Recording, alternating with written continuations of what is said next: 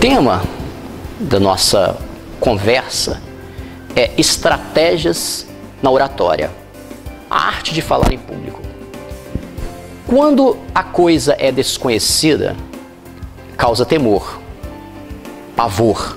Mas quando aquilo que é desconhecido passa a ser conhecido, a gente fica mais tranquilo. Por isso que a nossa proposta aqui, neste pequeno vídeo, neste pequeno ensaio, é transformar, trazer o desconhecido para o conhecido, de maneira que fiquemos à vontade para falar. E nós vamos trabalhar neste vídeo com algumas estratégias, algumas situações internas, que são situações emocionais. A maioria dos cursos de oratória, esses cursos trabalham muito com o aspecto externo, gesticulação, etc. Tudo isso é válido e nós vamos trazer aqui também. Mas antes disso, nós temos que trabalhar com aspectos internos, emocionais, para a gente poder nos revestir e, a partir daí, a gente trabalhar com os aspectos externos. Mas, para nós começarmos este pequeno vídeo, eu gostaria de fazer um convite ao internauta, ao ouvinte. Exatamente, imaginemos nós entrarmos numa máquina do tempo, transportarmos nas areias do tempo, lá nos escombros do passado. Vamos nos aportar nas terras de Israel, lá nos tempos bíblicos neotestamentários, Novo Testamento. Interessante que lá no Mar da Galileia, era uma espécie de praia. O mestre, o Senhor Jesus, convida os seus discípulos a entrarem num barco e ele convida para uma travessia. E nessa travessia, no meio dessa travessia, ocorre uma tempestade. Interessante que aquela tempestade externa refletiu também internamente. Então havia um vendaval, uma tempestade emocional interna e havia uma externa também. Eles tinham que combater não só o externo, mas também o aspecto emocional na psique daqueles homens. Até que um deles, Pedro, chega na polpa do barco e descobre que ali dentro do barco havia um gigante dormindo. O gigante não estava do lado externo, estava do lado interno, estava dentro do barco. E ele desperta o mestre. Mestre, não se te dá que morramos. Há uma tempestade lá fora e o senhor está dormindo. E ele desperta o gigante que havia dentro daquele barco. E aquele gigante, aquele senhor que controlava todas as coisas, acorda, chega perto, na borda do barco e se dirige para a tempestade e diz: aquieta-te, acalma-te. E tudo se fez bonança. Esse vídeo, essa pequena abordagem nossa, esse pequeno ensaio, nós começamos exatamente com despertar o gigante que tem dentro de cada um de nós. Essa é a ideia. Ele não está lá fora, ele está dentro. Nós precisamos de saber onde ele está, como acordá-lo, como despertá-lo dentro de nós, para que ele possa chegar na porta de nossas vidas e acalmar a tempestade. Essa é a ideia principal do nosso vídeo. Para nós entendermos todo esse mecanismo da psique humana, para nós entendermos como nós chegamos a acordar esse gigante, nós precisamos de entender como surgem os valores até chegar às nossas atitudes. Então acompanhe comigo. No nosso inconsciente, nós temos valores e crenças. Lá no nosso inconsciente, portanto, nós não temos acesso a esses valores e crenças porque já estão plantados no nosso inconsciente desde a nossa meninice, desde quando éramos crianças.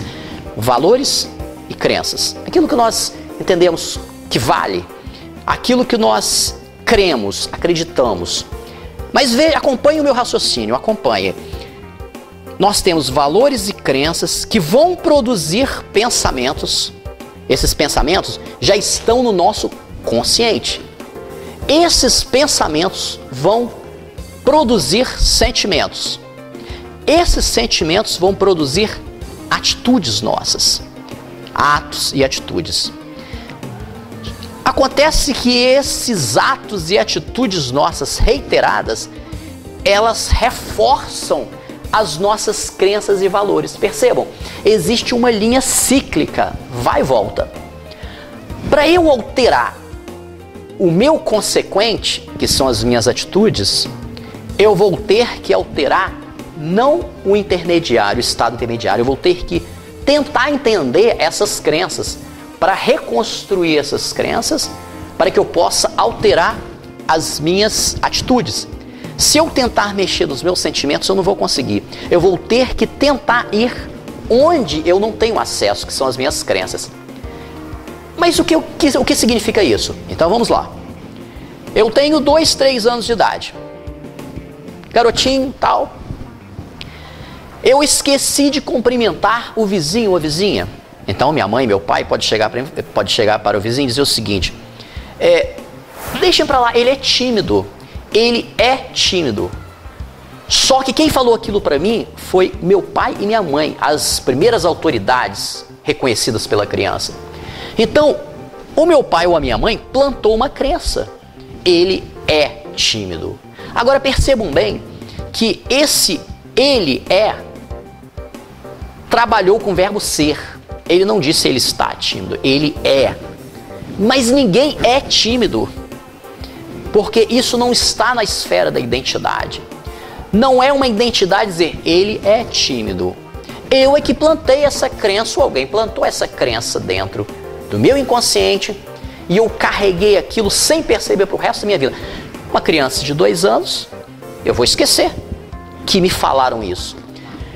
Mas a crença ficou ali, ele é tímido. Se a minha crença é que eu sou tímido, então o que vai acontecer? Essa crença que plantaram em mim e que eu deixei esse plantio vai produzir os meus pensamentos de tímido. Os pensamentos do tímido vão produzir os sentimentos do tímido. Eu vou me sentir tímido, então eu vou falar mais baixo, eu vou me encurvar, eu vou ficar sem graça, sem jeito, porque eu digo eu sou tímido. Mas isso não é uma verdade, isso é uma crença. E esses sentimentos vão produzir atitudes do tímido. Mas veja bem, existe um texto bíblico muito interessante. Provérbios, lá no Antigo Testamento, Provérbios, Salomão escreveu Provérbios, capítulo 23, versículo 7, diz o seguinte: aquilo que ele projetar em sua alma, assim ele será. Traduzindo, eu sou aquilo que eu acredito ser. Isso é interessante, porque aos 9 anos, fiz uma redação, isso é fato. Aos 9 anos eu fiz uma redação, por algum motivo a professora gostou da redação que fiz. E ela me chamou num canto e disse: Ézio, você é um escritor. Você é um escritor. E eu fiquei entusiasmado com aquilo. Puxa, eu cheguei em casa, mãe, a professora falou que eu sou escritor. Minha mãe, ligada à educação, mestre em educação, professora de psicologia, etc. Mas você é um escritor. Ela reforçou aquela ideia. E deu no que deu. Hoje eu tenho 14 livros publicados. Ah, ele nasceu como escritor? Não, absolutamente. Eu acreditei, eu plantei uma crença de que eu seria escritor. E aquilo foi para o meu pensamento, foi para o meu sentimento, e a minha atitude foi produzir livros. Por quê? Porque eu criei esse ciclo em cima de uma crença. Assim é timidez.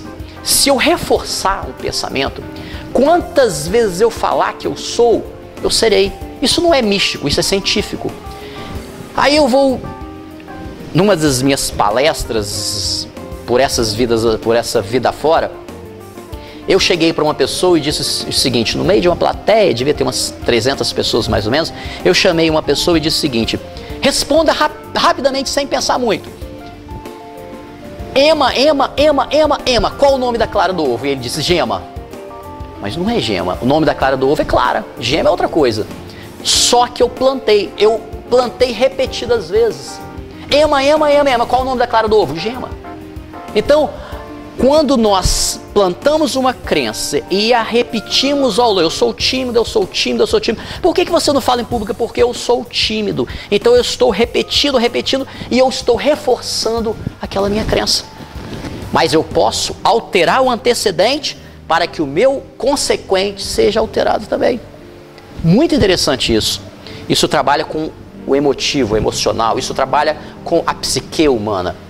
E é altamente significativo. Eu tenho que entender isso para que o meu desconhecido que eu temo passe a ser conhecido, para que eu possa trabalhar com o conhecido. Se eu trabalho com o conhecido, não há problema. Então tudo bem. Nós estamos trabalhando ainda o nosso emocional. Mas veja bem, você é que determina a forma de ser tratado.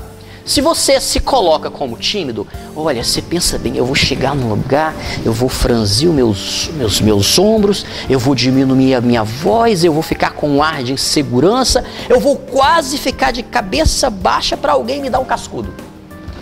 Certamente alguém vai chegar lá e vai me dar um cascudo. Se eu me colocar com os traços, né, se eu me colocar com o corpo ereto, firme naquilo que eu falo, o tratamento vai ser outro. Então eu determino a forma de ser tratado. Se eu acho que eu sou tímido e plantei essa ideia, eu serei tímido. E tudo que eu fizer vai ser inseguro. Mas se eu alterar essa minha crença, e é essa a proposta, o nosso primeiro momento aqui de falar em público é alterar essa crença. Aí você vai me dizer o seguinte, então eu vou ter que repetir, eu não sou tímido, eu não sou tímido, eu não sou tímido. Não é isso que você vai fazer. Por que você não vai fazer isso? Porque a palavra não, o cérebro afasta.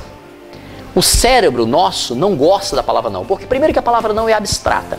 Segundo que a palavra não, nós ouvimos milhões de não quando éramos crianças. Meu menino, não pode fazer isso, não pode fazer aquilo. Então eu vou dar um exemplo para vocês. Não pensem num violão nesta hora. O que você pensou? Num violão. Porque o cérebro capta aquilo que é concreto, aquilo que te é familiar. A palavra não, ele vai descartar. Então, se você quiser, vamos dizer assim, trabalhar com seu filho desde pequeno, você não pode falar, você não é tímido, porque ele vai pegar o tímido e vai incorporar, vai introjetar a timidez. Então, o que ele tem que trabalhar? Você é extrovertido, você consegue falar, você é o melhor, você trabalha bem, você é bom naquilo que faz. Você tem que plantar essas ideias repetidas vezes, até que você vai acreditar naquilo que você está falando. Se eu digo, eu sou escritor, você trabalha com o que? Eu sou escritor. Ah, você faz o que da vida? Eu escrevo. Então eu vou começar a acreditar naquilo que eu estou dizendo. A ideia da pregação evangélica é isso, você crer naquilo que você plantou. E quando você crê, você vai transmitir, as pessoas vão acreditar. Aquilo que você vai falar, eu estou falando isso para os ouvintes, mas eu acredito no que eu estou falando. Portanto, eu vou fazer vocês acreditarem também, porque eu acredito. Não adianta eu vir aqui e eu disser o seguinte para vocês, se eu disser o seguinte, olha, existe Papai Noel, existe duende, eu não acredito, então vocês também não vão acreditar. Aí para as moças, se vocês acreditam que são bonitas, vocês vão acreditar e vão transmitir essa ideia. Porque a beleza é relativa, a beleza é subjetiva, eu posso achar algo bonito, eu posso achar o meu relógio bonito e alguém achar feio, e aí? Como que fica? Ele é bonito ou é feio? Depende. A coisa em si não é adjetivada. O que eu estou vendo aqui não é bonito nem feio. A minha mente que vai adjetivar. O meu subjetivo é que vai adjetivar. O que eu estou falando é fruto daquilo que eu acredito. E se eu acredito, possivelmente, certamente as pessoas que estão me ouvindo vão acreditar também. Porque eu acredito primeiro. Eu trabalho com o despertar do gigante interno. Então você está ali, naquela sua cadeira, você foi chamado, convocado a falar. Você primeiro faz aquela respiração diafragmática, você trabalha aquilo que nós já falamos agora há pouco, você trabalha com a sua respiração, e quando você se deparar com 300, 400 pessoas, você já vai ter pensamentos vitoriosos, vai dar certo, vai dar tudo certo, eu vou sair vitorioso. Mas veja só, como você tem uma plateia diante de si, você precisa, antes de começar seu tema, memorizar algum tipo de introdução. Essa introdução, ela não tem muito a ver com o auditório, ela tem a ver com você com você mesmo. Então você cria uma ideia de você acostumar com aquela plateia. Eu me lembro, há uns anos atrás, que um ministro do Supremo Tribunal, que naquela época era desembargador, ele foi chamado a falar para os juízes do Estado do Espírito Santo. Eu estava lá, um grupo de juízes, e quando ele assumiu a tribuna para falar em público, ele chegou, olhou para... E eu achei muito interessante a colocação dele. Eu sabia que ele estava querendo se acostumar, ele estava querendo se ambientar ali com aquela reunião. Então o que ele falou? Ele assumiu a tribuna e disse o seguinte: eu aprendi há uns anos atrás 3 regras de oratória. Na verdade ele estava dizendo aquilo para se acostumar com a plateia. Eu aprendi 3 regras de oratória. Primeira, falar de pé para ser visto, falar em bom tom para ser ouvido e falar pouco para ser apreciado. Ele fez assim, as pessoas começaram a rir e tal, ele foi descontraído, aí ele entrou no tema. Eu malandramente sabia que ele fez aquilo ali para acostumar com o ambiente. Me lembro de outro fato também, que eu queria trazer para vocês. Na apresentação do TCC, trabalho de conclusão de curso, há uns 3 ou 4 anos, do meu filho caçula, o Fernando. E eu não estava presente, mas eu vi a gravação. Gravaram para mim, filmaram e eu reparei o que ele fez. Quando ele se deparou com a banca, o que ele fez? Ele pediu 1 minuto a banca para que ele fosse abrir fechar ou abrir a persiana. Me parece que ele tinha uma claridade na vista dele, alguma coisa assim, e ele foi fechar a persiana, é isso mesmo. Ele foi fechar a persiana. Aquilo era uma estratégia para ele familiarizar com a banca. Então ele criou aquele estratagema para poder acostumar com o público, na verdade o público eram 3 professores. Havia umas pessoas também assistindo, mas ele estava familiarizando. Eu achei fantástica aquela técnica, eu não passei essa técnica para ele. Ele já conhece as minhas colocações de oratória e ele usou uma estratégia. E aí ele se ambientou com aquela situação e começou a falar. Como que eu vou começar? Você pode começar também agradecendo o convite. Tudo isso faz parte de um pacote de você quebrar aquele gelo, aquele primeiro impacto de falar em público. Tudo bem, então nós estamos quase terminando esse lado emocional. Você precisa então de trabalhar esse lado seu interno para que o lado externo seu fluir como um reflexo daquilo que está dentro de você. Isso é interessante porque numa apresentação de palestra, numa apresentação de professor dando aula, isso funciona para qualquer ocasião. Então vamos lá. Você foi chamado a falar de um tema. Ah, mas o que eu faço? Eu decoro o texto? Não faça isso, em hipótese nenhuma. Por quê? Porque se você decorar o texto, primeiro, vai ficar algo horrível. O texto, aquela memorização sequencial, vai ficar robotizada, vai ficar horrível. E segundo, você pode se perder. Porque se você perder o fio da meada, a sequência, acabou o seu discurso. Então o que eu faço? Você memoriza, não é decorar, você memoriza umas 3 ou 4 fases. Como? Vou dar um exemplo para vocês.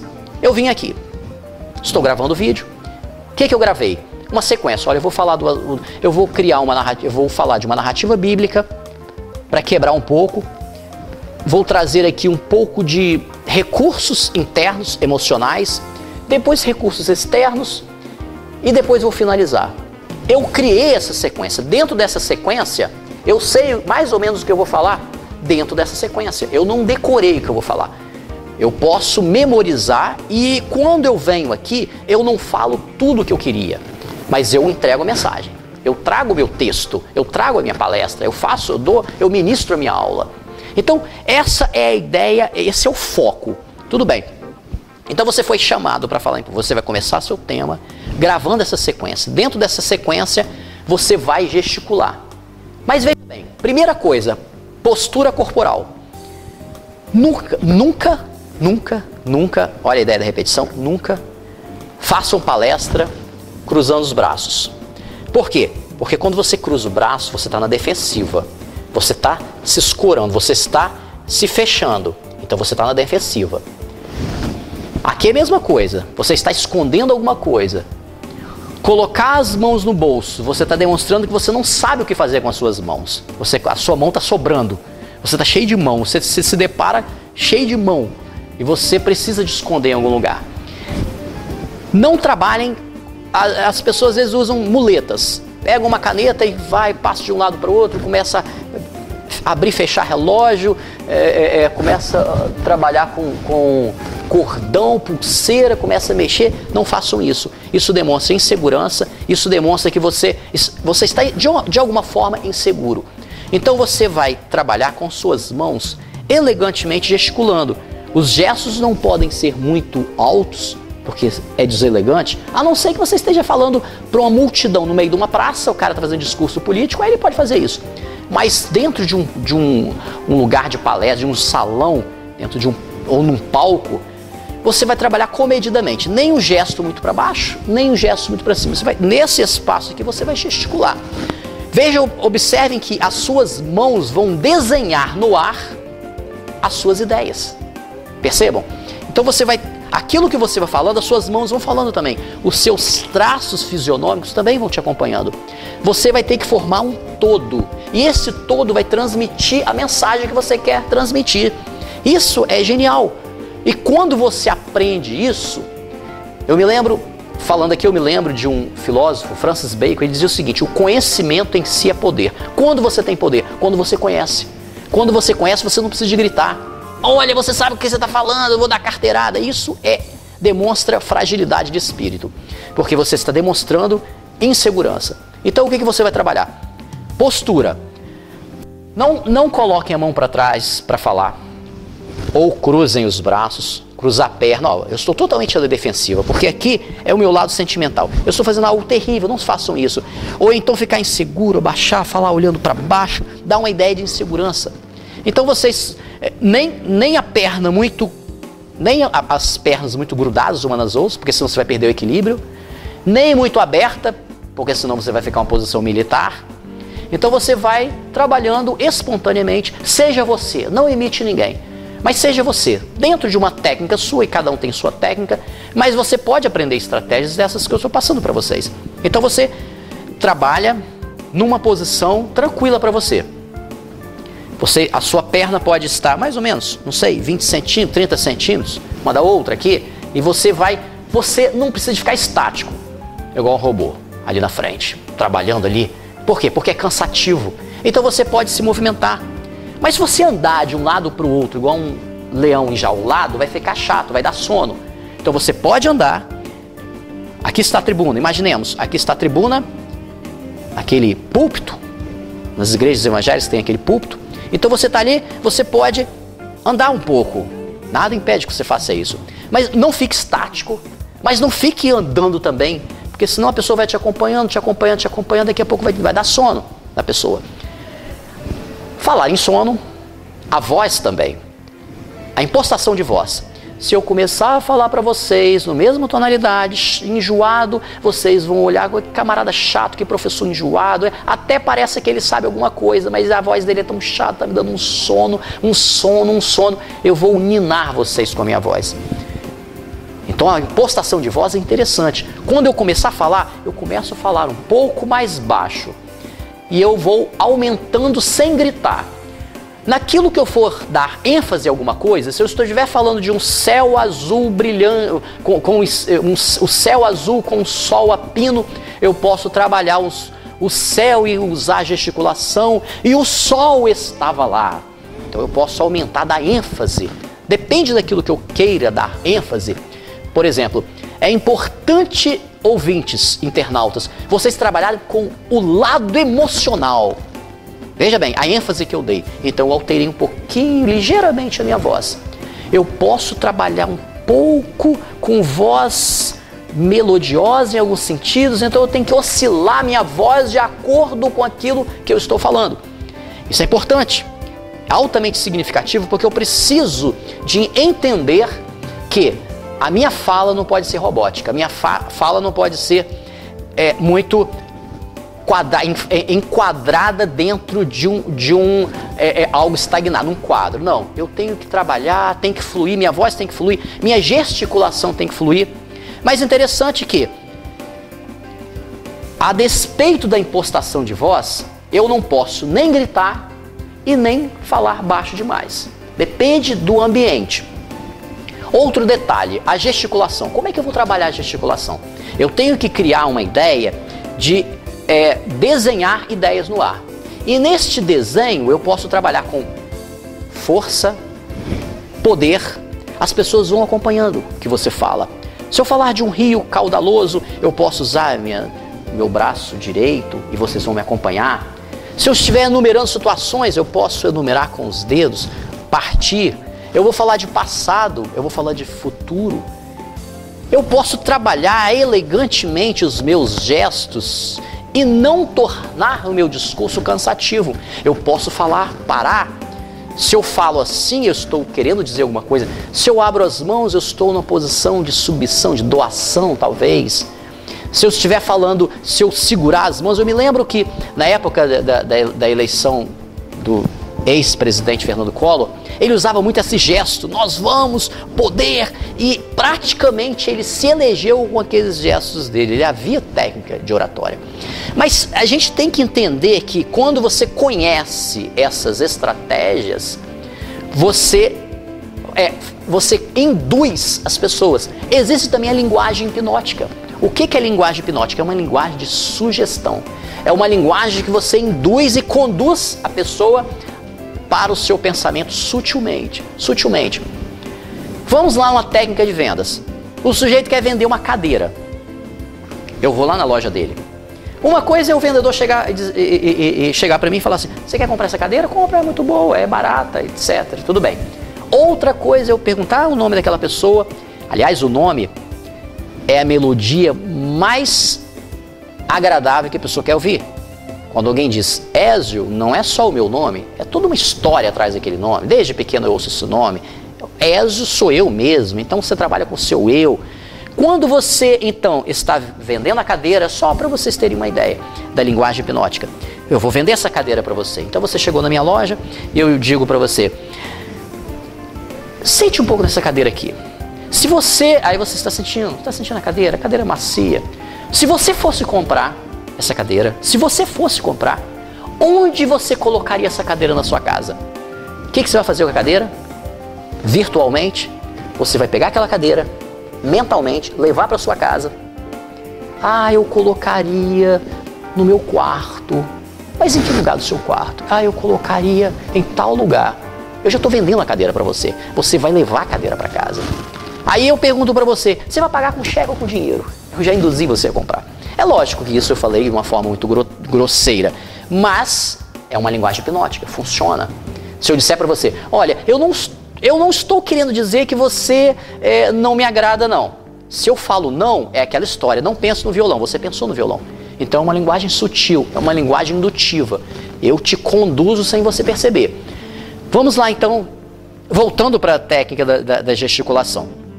Então você trabalha esse desenho de ideias no ar e você começa a trabalhar elegantemente os seus traços fisionômicos. Você não pode falar de algo alegre com, nós estamos muito alegres aqui, então você tem que expressar. Você tem que, de certa forma, teatralizar. Por isso que os grandes pregadores, os grandes palestrantes, eles teatralizam.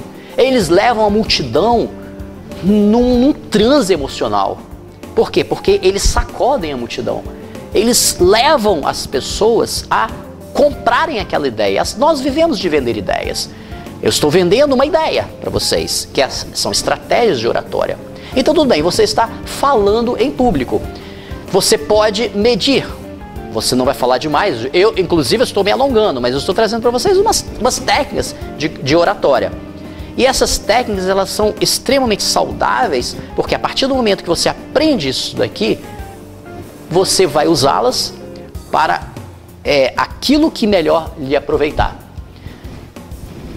E se você notar que a plateia está um pouco dispersa, veja bem, Existem várias técnicas.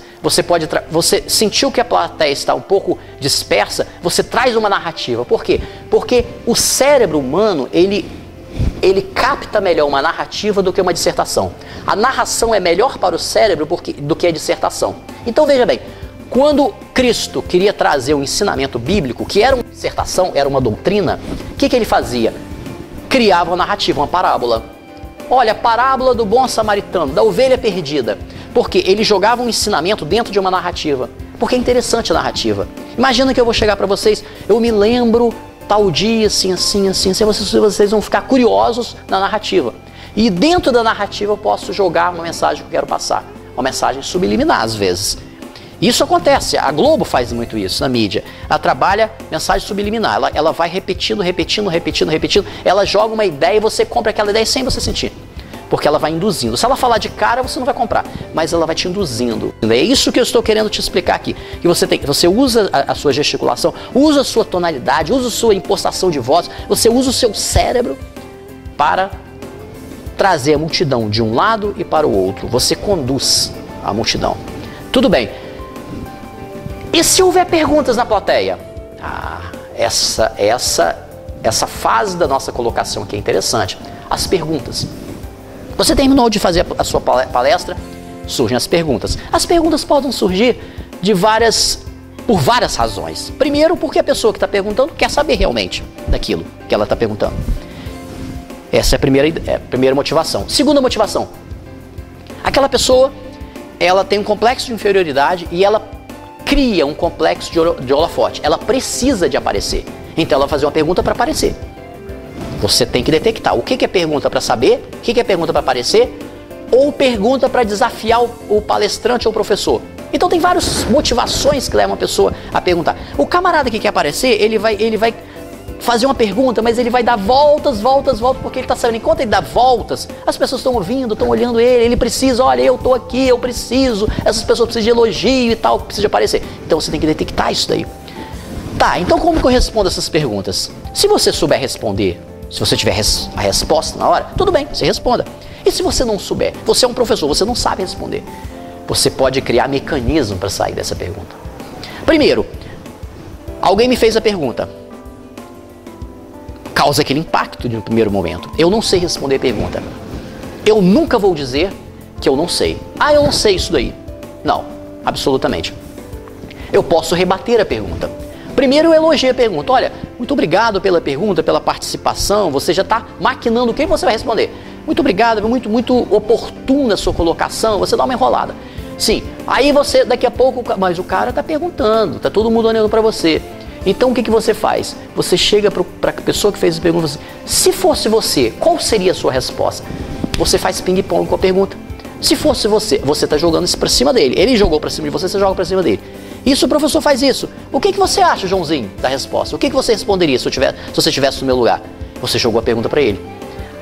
Não sei, professor, não sei, eu estou te perguntando porque eu não sei. Aí ele te colocou numa outra situação. O que você faz? Estende a pergunta, se for um professor, estende a pergunta para a sala. Quem sabe responder? Você já está maquinando o que você vai responder. Aí você dá aquela... Isso no caso de você não saber responder. Tá, então se for o professor, ele pode criar aquela saída, né? Muito boa pergunta. Olha, ninguém soube responder, né? Então vou fazer o seguinte, vamos pegar essa pergunta e transformar numa pesquisa. Vocês trazem para a próxima aula. Pronto, você saiu da pergunta. Você abandonou a pergunta e você saiu bem da pergunta. Na palestra você pode dizer o seguinte, numa palestra no meio de 500 pessoas, e eu faço isso, eu digo o seguinte, no começo, olha, as perguntas, eu vou deixar meu e-mail aqui, e as pessoas vão me perguntar por e-mail, porque não tem tempo, etc, etc. Pronto, você se livra das perguntas de uma vez por todas. São estratégias. A Bíblia fala assim no livro de Provérbios, guerreai as vossas guerras com inteligência. Então veja bem, nós trabalhamos o lado emocional, a psique, trabalhamos o lado externo. Esse mini curso, essa palestra nossa, é o resumo de um curso que eu faço de oratória. Por isso que eu estou falando meio rápido, que o certo é você falar numa tonalidade, você tem que traduzir, você tem que imprimir um ritmo, a sua fala, você não pode falar nem muito rápido e nem muito lento para não ficar enjoado. Então, esse pacote que eu trouxe para vocês é exatamente para alguns pontos sobre oratória. Sempre com a postura aberta. Mas eu vou terminar esse vídeo Eu comecei falando de um aspecto narrativo. Eu chamei vocês para um passeio no tempo. Lá no Evangelho de Marcos, capítulo 4. Era uma tempestade, havia uma tempestade num barco, Cristo estava dentro do barco e aquele homem, um dos homens, chegou ali e despertou o gigante interno. E eu vou terminar essa pequena fala nossa no mesmo livro de Marcos, 2 páginas depois, não mais o capítulo 4, mas o capítulo 6. E no capítulo 6, vocês vão ver uma outra tempestade, mas essa tempestade era diferente. Os discípulos estavam no barco, mas dessa vez Cristo não estava dentro do barco. Ele veio caminhando sobre o mar. Veio caminhando em direção ao barco, até que um dos discípulos, o mesmo Pedro, diz o seguinte: eles ficaram espantados, um fantasma andando em cima do mar, andando por cima das águas, etc. E Pedro diz: Senhor, se for o Senhor mesmo, manda-me ter contigo sobre as águas. Pedro, pode vir. E ele saiu do barco, foi andando em cima das águas. Por quê? Ele acreditou no impossível. Ele acreditou que aquilo ia acontecer. E ele foi. No meio da caminhada, antes de chegar nos braços do mestre, ele desvia o olhar do foco e começa a olhar para a tempestade. O negócio está difícil. Como é que eu consegui fazer isso? Aí ele começa a afundar.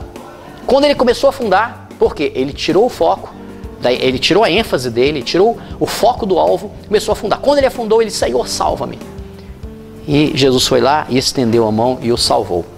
Meus amigos, a escolha é de vocês. Ou olhar para o vendaval, olhar para a derrota. Não vou falar em público, eu sou tímido, eu tenho medo. Essa é uma escolha e você vai afundar. Ou colocar o foco, a sua visão no alvo. A escolha é de vocês. Depende do que você vai escolher. Tá ok? Muito obrigado pela paciência de me ouvir. E Deus abençoe vocês.